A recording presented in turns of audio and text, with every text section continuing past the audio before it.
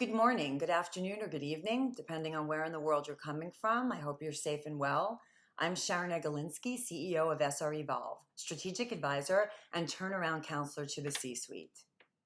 I wanted to take a few minutes today to share with you my perspective on the future of business post-COVID-19.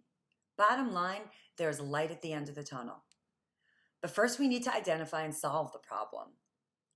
In a more positive time, that would include launching a new product, entering into a new market, figuring out an exit strategy such as sale or IPO, or just generally growing revenue.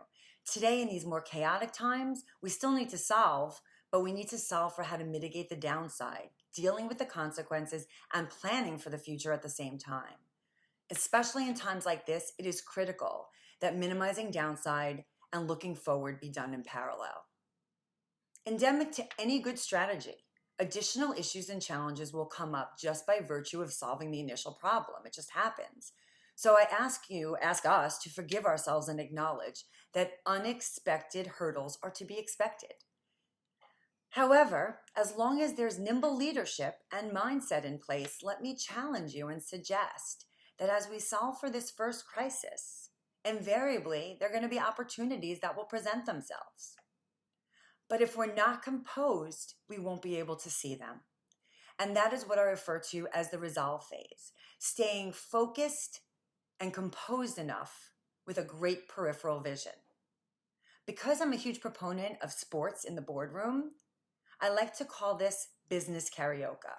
Karaoke being a quick step lateral bodyweight exercise. And while it targets the adductor muscles of the legs, it promotes agility and overall conditioning. And as a business becomes more conditioned, the business is then in a position to evolve, moving into the next stage and the future. Management already thinking forward about what's to come. We are dealing clearly with such intense, uncertain economic and social outcomes. No doubt that is unnerving. And while none of us have ever experienced a scenario quite like this before, pandemic, global crisis, we can look to other historical times, tumultuous at that, and use these experiences and lessons learned. I share that in my 20 plus years advising businesses, regardless of industry, those management teams and professionals able to think in 3 parallel time frames. Right now, the next few, whether it be months, weeks, or years, and the end game, were the ones who not only survived, but they excelled. Change is so hard, but change is inevitable and change is important.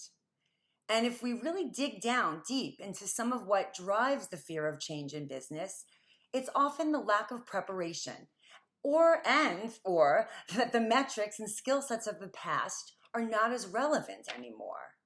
So for those who understand the real story behind the numbers and can focus on creating metrics that evolve, tell the story, and move forward with the business cycles, there will be a bright tomorrow.